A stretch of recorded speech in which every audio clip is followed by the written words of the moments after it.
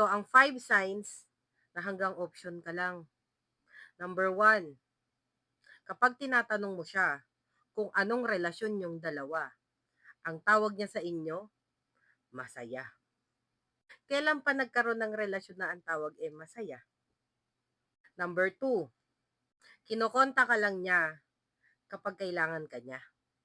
Pero hindi mo siya pwedeng kontakin basta-basta, dapat siya yung mauuna.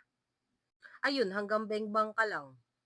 Number 3, sweet lang siya sa'yo pag kayong dalawa yung magkasama, pag walang nakakakita. Pero pag may nakakakita na, layo-layo muna.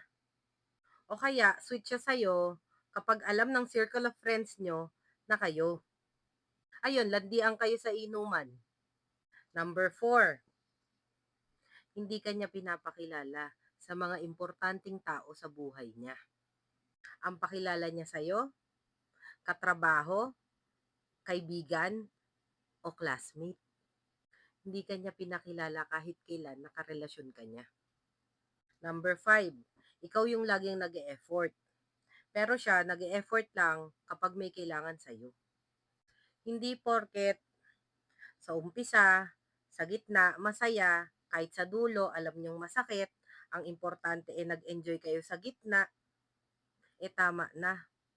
Kasi alam mo mas masakit, kasi tinanggap mo, kahit alam mong mali. Kaya wala kang ibang pwedeng sisihin kundi sarili mo. Hindi ko sinasabing hindi ka pwedeng magbago. Lahat ng tao pwedeng magbago. Kung nagkamali ka ngayon, pwede ka namang magbago kinabukasan eh. Dahan-dahan lang. Kaya ka lang naman pumapasok sa ganyang sitwasyon. Kasi nga, hindi mo sobrang mahal ang sarili mo. At kailangan mo ng pagmamahal ng ibang tao para maramdaman mo kamahal-mahal ka. Kahit na tinatanggap mo na option ka lang. Bigyan mo yung sarili mo ng pagkakataong mahalin. Kasi kamahal-mahal ka. Kahit sa ngayon hindi mo pa nakikita.